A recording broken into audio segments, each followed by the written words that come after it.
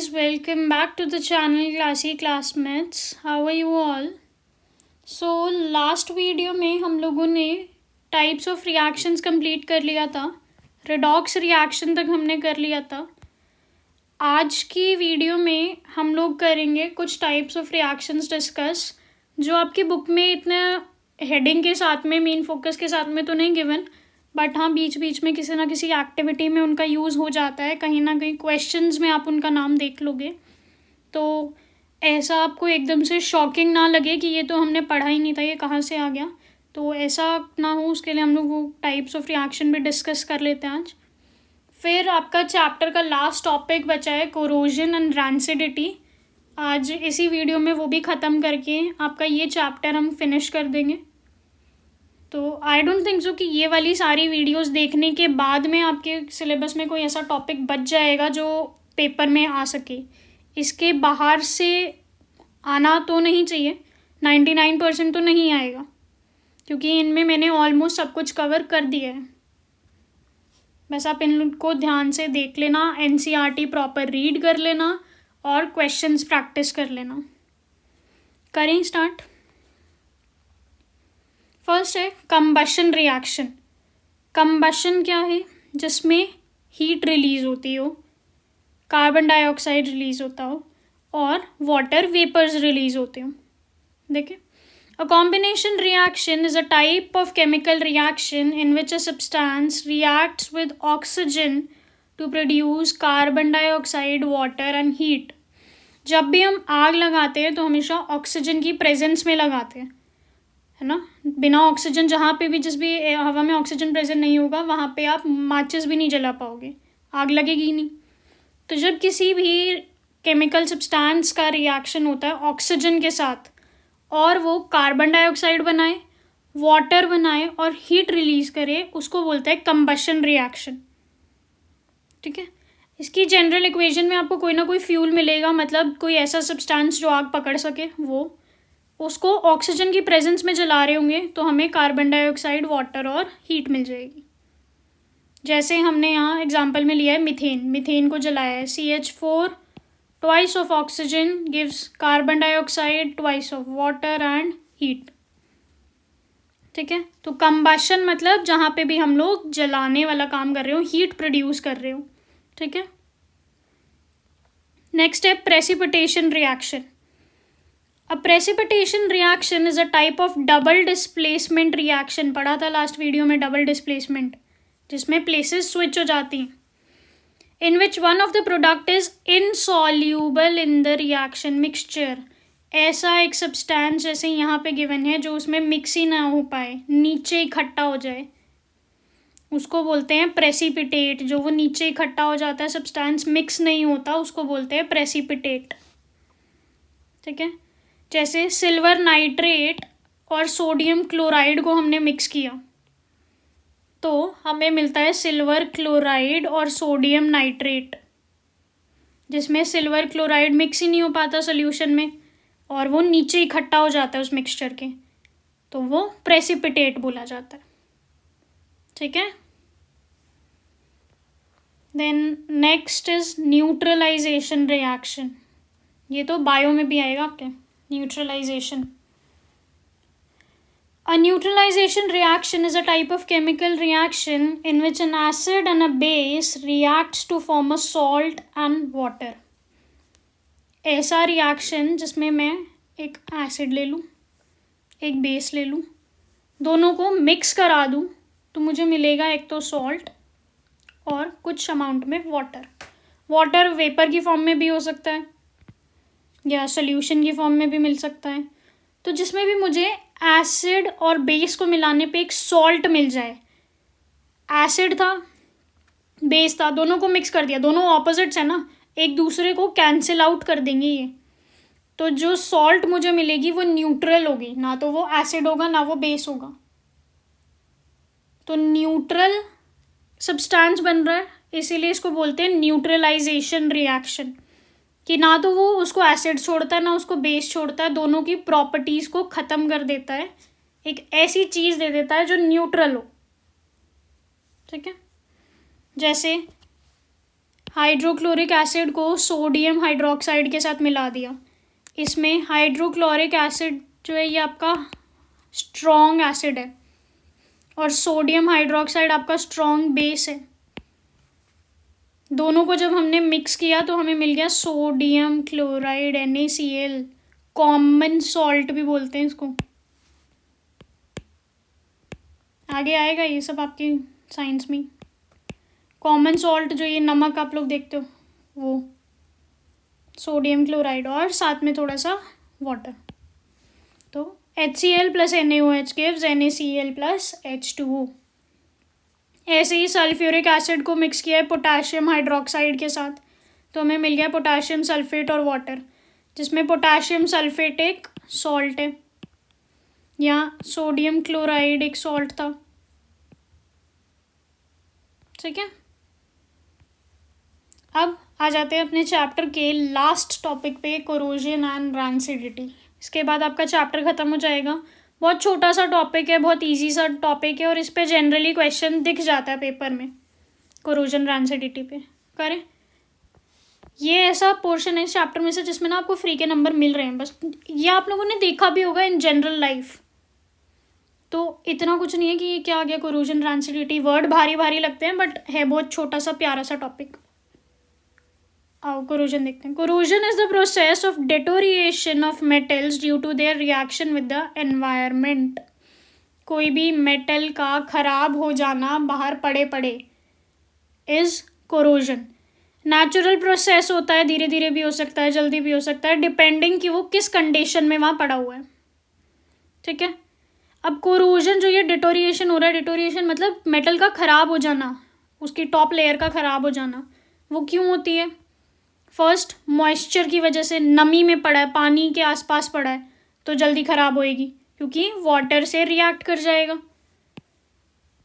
Then oxygen की presence में है, ऑक्सीजन से भी रिएक्ट कर जाएगा क्योंकि ऑक्सीजन तो मेटल्स के साथ जनरली रिएक्ट कर ही जाता है। तो अगर ऑक्सीजन प्रेजेंट है तो वो और जल्दी होगा डेटोरिएट। देन कुछ सॉल्ट्स होते हैं, ऐसे कुछ क्लोराइड्स होते हैं जो कोरोजन की मदद करते, कोरोजन होने में हेल्प करते हैं। तो क्लोराइड्स अगर उसके आसपास हमें मिल रहे हैं तो मेटल जल्दी ख़राब हो जाएगा। फिर स्ट्रॉन्ग एसिड या स्ट्रॉन्ग बेस के प्रेजेंस में होंगे तो भी ख़राब हो जाएंगे। देन कुछ केमिकल रिएक्शन हो रहा है मेटल का किसी सब्सटेंस के साथ में, मैंने कोई केमिकल रिएक्शन करा दिया है, ज़बरदस्ती भी करा रही हूँ या नेचुरली भी हो रहा है, तो उससे भी उसकी टॉप लेयर ख़राब हो जाएगी।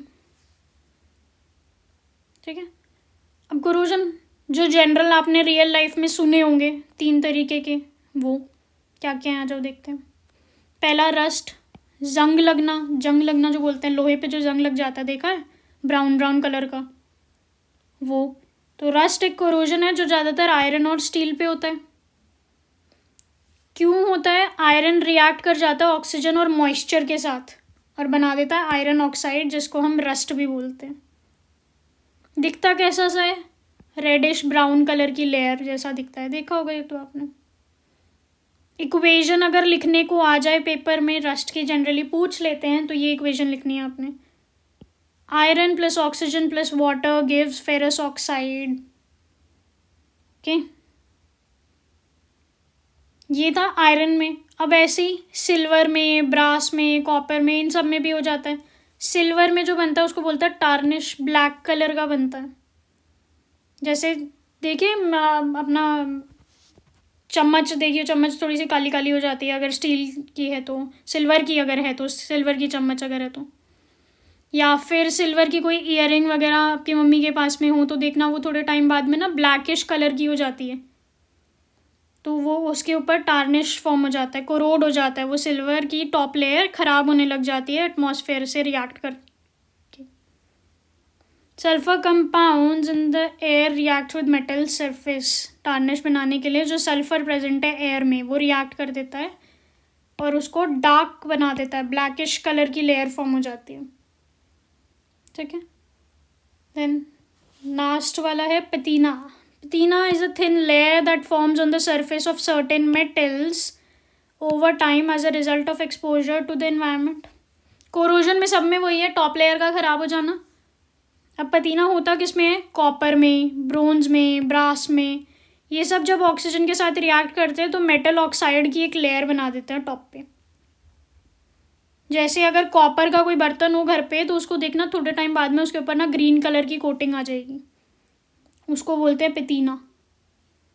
ठीक है, अब ये कोरोजन हो तो रहा है, ख़राब हो तो रहा है, इसको बचाएंगे कैसे? कोटिंग कर दो, पेंट कर दो उसके ऊपर। देखा लोहे के गेटों के ऊपर पेंट कराते थोड़े थोड़े टाइम के बाद में उसको स्ट्रॉन्ग करने के लिए।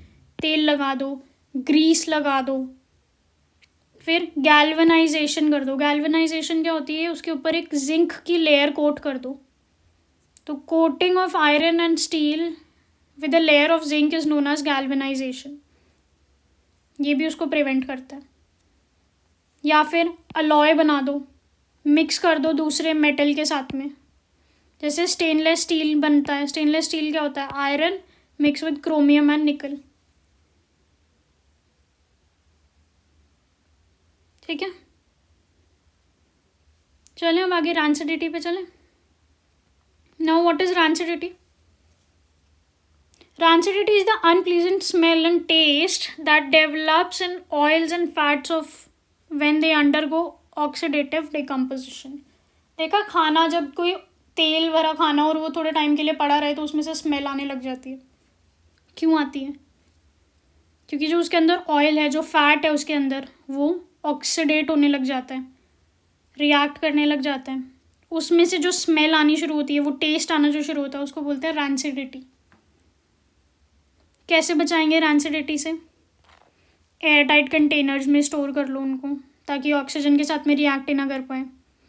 ठंडे टेम्परेचर में स्टोर करो उनको, फ्रिज में रखो उनको ज़्यादातर। ठीक है, वैक्यूम सीलिंग में रखो। वही वैक्यूम सील्ड पैकेट में अगर रखोगे, एयर टाइट पैकेट में उनको रखोगे तो ऑक्सीजन से रिएक्ट नहीं करेगा। डायरेक्ट सनलाइट में मत रखो। डायरेक्ट सनलाइट में बहुत जल्दी ऑक्सीडेट होता है, रिएक्शन फास्ट हो जाता है। देन एंटीऑक्सीडेंट्स मिला दो, नेचुरल एंटीऑक्सीडेंट्स मिलाओ, जैसे विटामिन ई। डार्क कंटेनर्स में रखो, बचा के रखो। मॉइस्चर में ना रखो, देखो नमी में ना पड़ा हो। देखिए सॉगी हो जाता है खाना, जिसको हम बोलते हैं सील गया, तो वो सीले ना, उसके लिए क्या करोगे कि मॉइस्चर में ना रखो, नमी में मत रखो। फिर अच्छी क्वालिटी के कंटेनर लो। बुरी क्वालिटी के कंटेनर होंगे जिनमें स्टोर करोगे तो वो वैसे भी ख़राब होता है, रिएक्ट कर जाता है खाने के साथ, आपकी हेल्थ के लिए ठीक नहीं होता। खाने को ज़्यादा हीट भी मत करो। अगर कुछ ऑयली फूड बना रहे हो और उसको बहुत ज़्यादा देर तक पकाओगे गैस पे, तो भी वो बेकार होता है हमारी बॉडी के लिए, क्योंकि उसमें से भी फिर वो ऑयल जो है वो ब्रेक डाउन होने लग जाता है। ठीक है, तो इसमें से कोई भी चार पांच आप याद कर लेना। वेज टू प्रिवेंट मैक्सिमम 5 पूछेंगे, उससे ज़्यादा तो नहीं। तो आप एटलीस्ट 7 याद करके रखना, ताकि पेपर में अगर आप 1-2 भूल भी जाओ तो 5 तो आप पूरे लिख के आ सको। और 10 के 10 कर लोगे तो बहुत अच्छी बात है। ये तो वैसे भी जनरल चीज़ें लिखनी है कि आप खाने को कैसे बचा सकते हो, तो ये तो आप खुद भी इन 10 के अलावा भी और पॉइंट सोच के लिख सकते हो। जैसे चिप्स के पैकेट में नाइट्रोजन फिल की होती है, क्यों की होती है ना? गैस भरी होती है ना चिप्स के पैकेट में, क्यों होती है? ताकि वो ख़राब ना हो। तो यही सारी चीज़ें लिखो। ठीक है, सो इसके साथ हमारा चैप्टर 1 होता है कंप्लीट। अब आप ये सारी वीडियोस देख के अपना चैप्टर अच्छे से प्रिपेयर कर लेना। कोई डाउट रह जाता है कमेंट सेक्शन में डाल देना। और इस चैप्टर की ना एनसीईआरटी में से एक्टिविटीज़ भी रीड कर लेना। एक्टिविटीज़ में से भी क्वेश्चन आ जाते हैं, आइडेंटिफाई एक्स एंड वाई वाले क्वेश्चंस, कि इस सब्सटेंस को इसके साथ रिएक्ट किया था तो आइडेंटिफाई दी एक्स फॉर्म्ड। तो एक्टिविटीज़ भी इस चैप्टर की इंपॉर्टेंट है, रीड ज़रूर कर लेना। So that's it for this video. I'll see you in the next video with the next chapter. Till then, prepare this chapter. Take care. Bye bye.